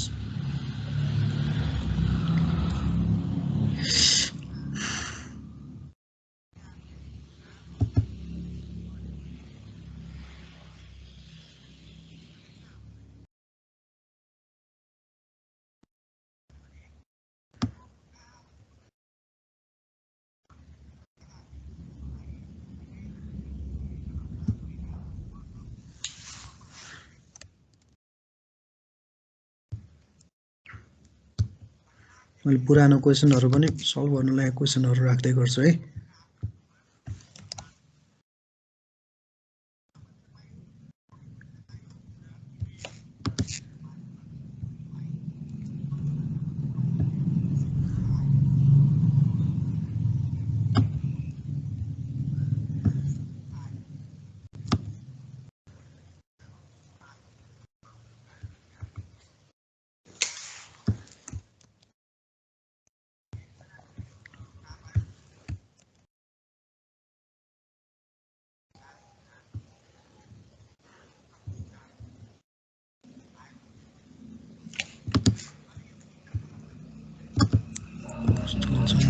डबल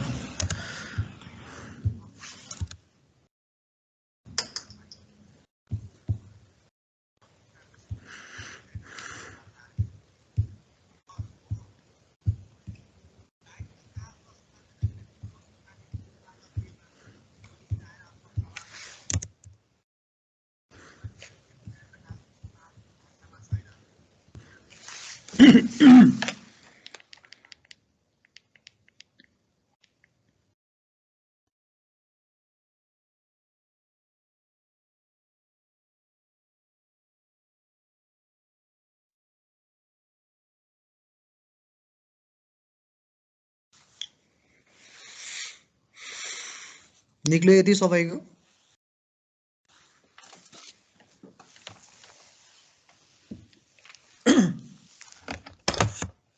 निक्ल्यो सर सजिलो छ नि हैन फर्मुला राखेपछि भइहाल्छ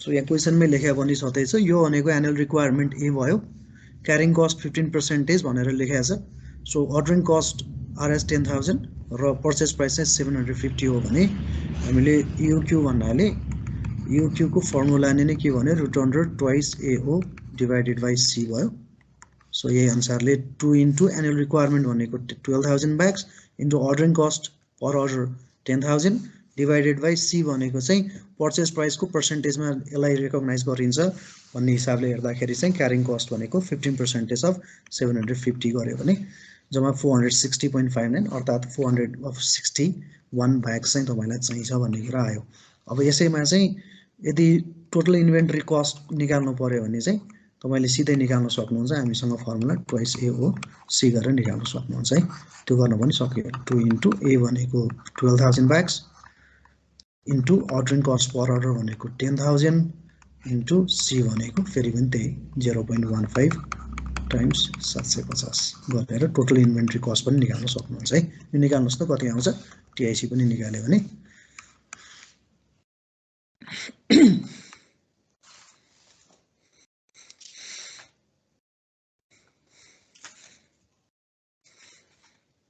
कति आउँदो रहेछ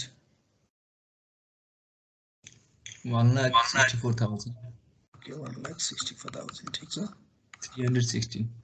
316 पनि हो ल ठीक छ यो सिम्पल युज गरेर हामीले गर्यौं है सो नेक्स्ट इक्वेसन नेक्स्ट पनि गरौँ ल क्याल्कुलेट यो 2070 मा आएको है calculate economic order quantity of cement with following details total यो टाइपिस्टले के टाइप गरेछ यार यो किताबबाट निकालेको मैले ड्राफ्ट वाला टोटल क्वान्टिटी है यो टोटल क्वान्टिटी 12,000 bags ए त्यो अघिकै त्यही नै परेछ कि हो हो सर नै परेछ ल ठिक छ अब अर्को calculate EOQ and reorder point यो रिअर्डर पोइन्ट मैले अहिले पढाएको छैन एकछिनमा पढाउँछु calculate EOQ and reorder point if रिवार required is 1,000 tons ordering cost is Rs 10,000 carrying cost is 15%. River rate is Rs 90,000 per ton. Safety stock is 50 tons. Lead time is 4 days and consumption per day is 50 tons. सीधा सीधा लेखाएको छ के त्यो जम्मै गिभनहरु चाहिँ के दिएको भनेर हेर्न सकिन्छ है यसमा चाहिँ सो इकोनोमिक अर्डर क्वान्टिटी निकाल्नुस्ले यदि तपाईलाई चाहिँ टोटल रिवर क्वान्टिटी चाहिँ 1000 टन चाहिन्छ र ordering cost per order 10,000 छ carrying cost 15% अफ चाहिँ युनिट कस्टमा त्यसैगरी चाहिँ रेट चाहिँ अर्थात पर्चेज रेट चाहिँ 90,000 पर टन छ भने तपाईलाई सेफ्टी स्टकमा 50 टन्स राख्नुपर्ने छ लीड टाइम 4 डेज र कन्जम्पसन पर डे चाहिँ 50 टन्स भने यो तीनटा प्यारामिटर अहिले युज हुँदैन यो अहिले रिअर्डर पोइन्ट पढ्ने बेला निकाल्छौं त्यो बाहेक चाहिँ तपाईले इओक्यू चाहिँ निकाल्नुस् न पहिला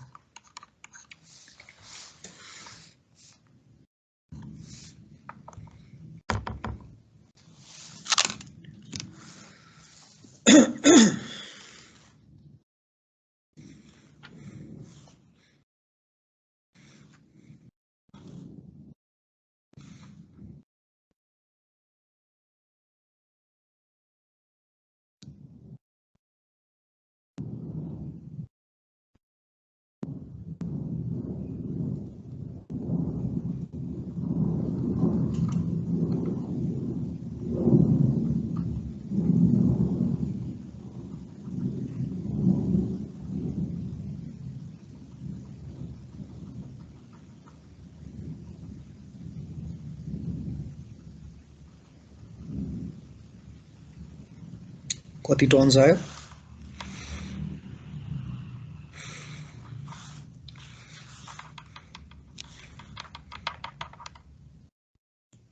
आउँछ सर 39 टन्स चाहिँ आउँछ है 38.49 टन्स हैन 38.49 so EOQ is 38.49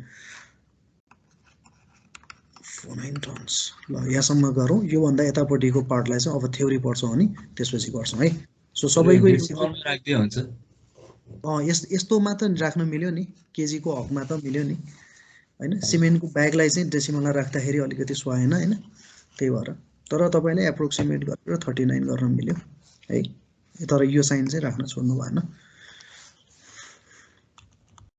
त्यसले म्याटर गर्दैन है सो सबैले यो क्यू निकाल्न जानिहाल्नु भयो ल अब यसैमा टीआईसी निकाल्नु भयो भने रुट अन्डर ट्वाइस यूसी गरेर निकाल्न सक्नुहुन्छ सो अलिकति थोरै चाहिँ अलिक फरक खालको चाहिँ गरौँ है मतलब हुन चाहिँ त्यही नै हो अलिकति लेन्थी गरौँ एउटा चीज यसमा नगर्ने यो लेन्थ अफ इन्भेन्ट्री साइकल सम्म निकाल्न सकिन्छ तपाईले रिअर्डर पोइन्ट सोध्याएर हिन्छ ल ठीक छ ल अब एउटा अर्को एउटा गरौँ heritage book centre must order drawing sketch book from its supplier अब यो अलिकति कन्स्ट्रक्सन भन्दा फरकको हेर्न लाग्यो है heritage book centre must order drawing sketch book from its supplier and following are the necessary information annual requirements 50,000 pieces cost per order Rs 25 carrying cost 20% price per pieces Rs 15 carrying cost भनेको तपाईले 20% of price पर गर्दाखेरि Rs 3 आउँछ र तपाईलाई के निकाल भनेको छ भने what is EOQ what are number of order what is book centers maximum and average inventory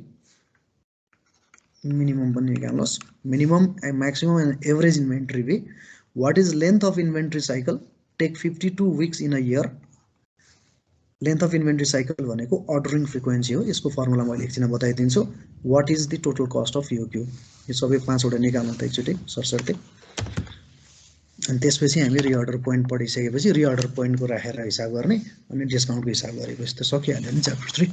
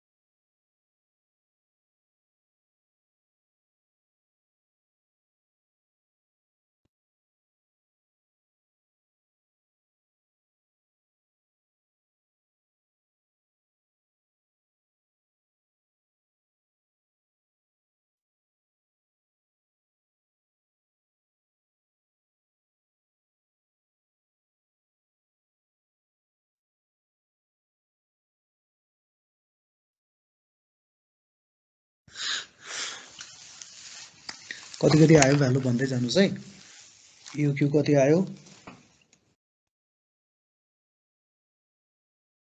912.87 7 exactly 912। यो त बुकमा पनि छ है यो हिसाब त 912.87 that is approximately equals to 913 numbers.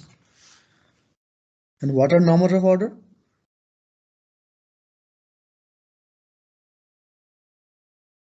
Number of order n खोजेको छ हैन। n भनेको a divided by q, q भनेको हाम्रो लागि EOQ भइहाल्यो। सो यो भनेको 50,000 pieces divided by q भनेको 913 राख्नु भयो नि भयो, या 912 राखेर गर्नु भयो नि भयो। यो भनेको कति आयो? 54.76 हो। That is approximately to 55 times 25 पटक के अरे 55 पटक माग्नुहुन्छ भन्ने बुझ्ने हो। यसलाई यतिकै छोड्नु पनि सक्नुहुन्छ है तपाईले 54.76 टाइम्स भनेर छोड्नु पनि सक्नुहुन्छ है।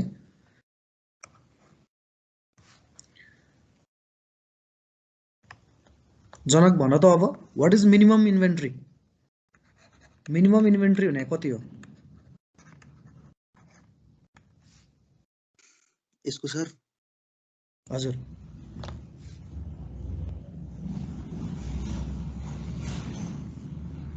मिनिमम इन्भेन्ट्री कति?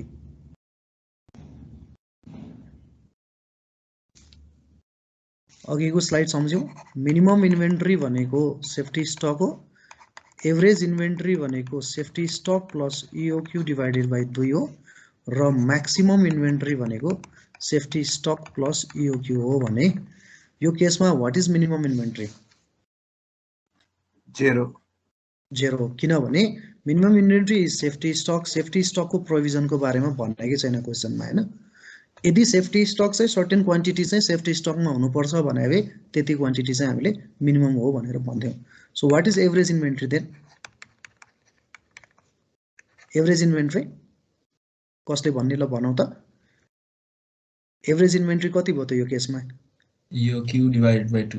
यो केसमा नि SS plus EOQ divided by 2 हो, तर यो चाहिँ 0 हुने भए हुनाले EOQ भनेको हाम्रो 913 छ, त्यसलाई डिवाइड बाइ 2 गरेर त्यो चाहिँ एभरेज इन्भेन्ट्री भयो। And what is maximum inventory?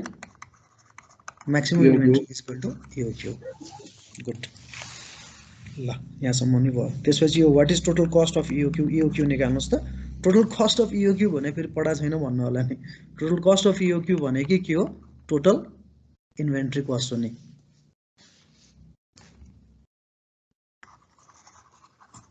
Sir त्यो अघि प्रिभियस क्वेसनमा चाहिँ TIC निकालेर सेफ्टीको जोड्नु पर्ने हो लास्टमा। सेफ्टी स्टक त्यो त्यहाँसम्म सिकाएको छैन नि मैले हैन। कुरा चाहिँ त्यही नै हो। सेफ्टी स्टकको हिसाब चाहिँ खासमा रिअर्डर पोइन्ट निकाल्नको लागि दिएको हो त्यसमा चाहिँ, तर टोटल इन्भेन्ट्री कस्ट मागेको थिएन। यदि मागेको रहेछ भने त्यो क्वेसनमा सेफ्टी स्टकको पनि जोड्नु पर्थ्यो। एउटा कुरा सेफ्टी स्टक सहितको टोटल इन्भेन्ट्री कस्टमा पनि, अनि यदि मिनिमम म्याक्सिमम र एभरेज इन्भेन्ट्री भनेको भए पनि सेफ्टी स्टक चाहिँ राख्नु पर्थ्यो। क्वेसनले मागेको त छैन नि त, तर हामीले त्यसको अहिले इलाबोरेट गर्छौं।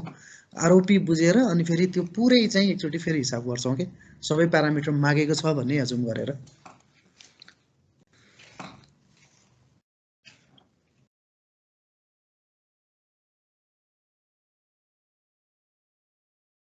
टोटल कस्ट अफ EOQ निकाल्नुस् त।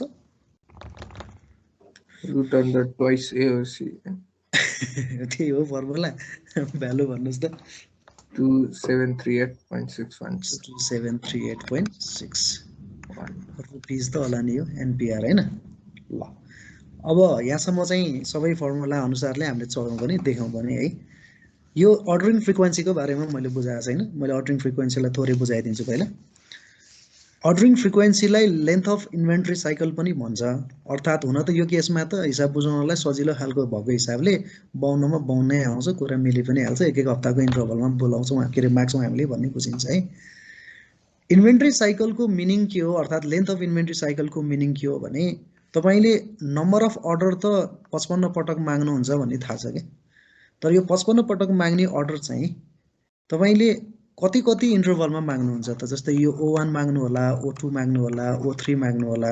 यो हरेक O1 O2 O3 को बीचको चाहिँ ग्याप कति त, कति दिनको इन्टरभल हो त भनेको चाहिँ त्यो लेन्थ अफ इन्भेन्ट्री साइकल हो। अर्थात् त्यसलाई हामीले अर्डरिङ फ्रिक्वेन्सी भनेको जस्तै तपाईले आज माग्नुभयो, भोलि माग्नुभयो, पर्सि माग्नुभयो, निपर्सि माग्नुभयो भनेर आजबाट 55 दिनसम्म रेगुलर माग्ने हो कि आज माग्नुभयो 4 दिन पछाडि माग्ने हो कि फेरि अर्को 4 दिन पछाडि माग्ने हो कि आज आइतबार माग्नुभयो फेरि अर्को आइतबारै माग्ने हो कि भन्ने कुरा जुन चाहिँ इन्टरभल छ नि हरेक अर्डरको, त्यो अर्डरको इन्टरभल भनेको चाहिँ लेन्थ अफ इन्भेन्ट्री साइकल हो, अर्थात् अर्डरिङ फ्रिक्वेन्सी हो। सो यसको लागि चाहिँ हामीले कसरी हेर्न जरुरी छ त भन्दाखेरि it's quite simple, unitary method लगाउन खोजे जस्तै हो। Ordering frequency or length of inventory साइकलको चाहिँ formula is days or weeks or months, यी तीनटा त हो नि इयर भन्दा सानो भेरिएबल हैन। Days or weeks or months in a year, एक वर्षमा तपाईले डेजले पनि विक्सले पनि मन्थ्सले पनि त्यो लिनुस् divided by number of order गर्नुभयो भने लेन्थ अफ इन्भेन्ट्री साइकल आउँछ, अर्थात् अर्डरिङ फ्रिक्वेन्सी आउँछ। अहिले यो केसमा 52 हप्ता लिऊ भनेर उसले भन्यो क्वेसनले नै, सो डेजको सट्टा विक्स दिएको छ, so 52 divided by number of order कति निस्केको थियो अघि तपाईको 55, यहाँबाट आउँछ अर्डरिङ फ्रिक्वेन्सी कति आयो भन्नुस् त 0.94 0.94, यसको युनिट के हो विक्स हैन। सो अप्रोक्सिमेटली इक्वल्स टु एक हप्ताको इन्टरभलमा माग्ने भनेर यता 55 यता नि 52 भएको कारणले यस्तो देखिया हो नि हैन। सो यो भनेको चाहिँ अर्डरिङ फ्रिक्वेन्सी हो, अर्थात् तपाईले एभ्री 1 विकको इन्टरभलमा माग्नु हुँदो रहेछ सामान भनेको। अब कसरी थाहा भयो त भने एभ्री 1 विकमा तपाईले रिअर्डर गर्नुपर्ने रहेछ।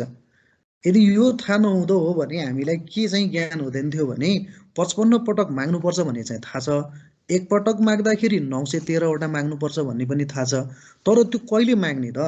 जस्तै आजबाट इयर सुरु भयो भने आजदेखि 55 पटकसम्म नभएसम्म मागे गर्ने हो कि 55 दिन लगाएर, त्यो पनि हो कि, या कतिको इन्टरभलमा माग्ने त हाम्रो अर्डर, ताकि एक वर्षको पिरियडमा त्यो 12 मन्थ अथवा 52 हप्ताको पिरियडमा तपाईले 55 पटक मगाउनु पर्छ भनेपछि त्यसलाई चाहिँ कतिको इन्टरभलमा मगाउने भन्ने कुरा चाहिँ हो। त्यही भएर यसलाई चाहिँ हामीले अर्डरिङ फ्रिक्वेन्सी भनेर भन्छौँ। यसलाई चाहिँ 0.94 भनेको 1 विक एप्रोक्स राखेको, यसलाई 0.94 इन्टु 7 गर्नु भने कति आउँछ हेर्नुहोस् त, एक हप्तामा 7 दिन हुन्छ, 0.94 इन्टु 7 गर्नुहोस् त कति आउँछ 6.58 6.58 अर्थात् त्यही हो तपाईको अब 6.5 दिन भनेको अर्थ 7औं दिन त हो नि हैन। सो त्यसले गर्दा एक हप्ताको इन्टरभल भनेर भन्न खोजेको हैन, तपाईले डेजमा राख्छु भनेर यसरी राख्नु सक्नुहुन्छ है, द्याट डजन्ट म्याटर। सो यसलाई चाहिँ हामीले length of inventory cycle or ordering frequency भनेर भन्छौँ। ल यहाँसम्मको चाहिँ ज्ञानले के पत्ता लाग्यो भने हामीले युक्यू भनेको के हो, युक्यूको कस्ट कसरी निकाल्ने, युक्यूमा चाहिँ त्यसरी इन्भेन्ट्रीको लेभल्सहरू कति प्रकारका हुन्छन्, कसरी नम्बर अफ अर्डर निकाल्ने र लेन्थ अफ इन्भेन्ट्री साइकल अथवा अर्डरिङ फ्रिक्वेन्सी भनेको के हो भन्ने कुरासम्म यहाँसम्म आयो। अब यहाँसम्मको नलेजबाट अझै स्टिल हामीसँग के छ भने हामीसँग एउटा कुरा अपुरो छ कि, त्यो अपुरो के हो भने हामीलाई नम्बर अफ अर्डर पनि निकाल्न आउने भयो, कति क्वान्टिटी अर्डर गर्दा हामीलाई चाहिँ सस्तो पर्छ भन्ने कुरा पनि थाहा भयो, र हुँदा हुँदा चाहिँ कति पटक अर्डर गर्ने हो त्यसको फ्रिक्वेन्सी कति हो भन्ने कुरा पनि थाहा भयो। तर त्यो नम्बर अफ अर्डर थाहा छ, कति पटक अर्डर गर्ने पनि कुरा थाहा छ, के अर्डर गर्ने कति क्वान्टिटी अर्डर गर्ने पनि थाहा छ, तर एउटा कुरा स्टिल अझै के थाहा छैन भने यो थ्रु आउट द प्रोजेक्ट पिरियडमा हाम्रो स्टकमा सामान मिनिमम स्टक होला, त्यहाँ इओक्यू आउँछ, फेरि त्यसले गर्दाखेरि म्याक्सिमम स्टकमा पुग्छ, फेरि त्यो इओक्यू खपत हुँदै जान्छ, एउटा लेभलमा पुगेपछि चाहिँ बिचमा मागेनौँ भने फेरि चाहिँ घटेर मिनिमममा पुग्छ, मिनिमम पुग्दासम्म पनि सामान आएन भने सेफ्टी स्टक पनि सिद्धिन्छ। भनेपछि त्यो म्याक्सिमम लेभल अफ इन्भेन्ट्रीदेखि मिनिमम लेभल अफ इन्भेन्ट्रीसम्म आइपुग्दाखेरि अर्डरिङ फ्रिक्वेन्सी त थाहा छ, तर कति क्वान्टिटी चाहिँ हाम्रो स्टकमा देखिन थालेपछि रिअर्डर गर्ने भन्ने कुरा चाहिँ थाहा छैन कि। अर्डरिङ फ्रिक्वेन्सी पनि थाहा छ हामीलाई, नम्बर अफ अर्डर पनि थाहा भयो, तर हामीसँग स्टकमा कति क्वान्टिटी पुग्दाखेरि चाहिँ now you have to reorder भन्ने कुरा चाहिँ क्वान्टिटी चाहिँ थाहा छैन। हो त्यो क्वान्टिटी भनेकै रिअर्डर पोइन्ट अथवा रिअर्डर लेभल हो भनेर बुझ्नु जरुरी छ। हो के हो त त्यो रिअर्डर लेभल या रिअर्डर पोइन्ट भन्ने कुरा अब एकचोटि बुझौँ है त।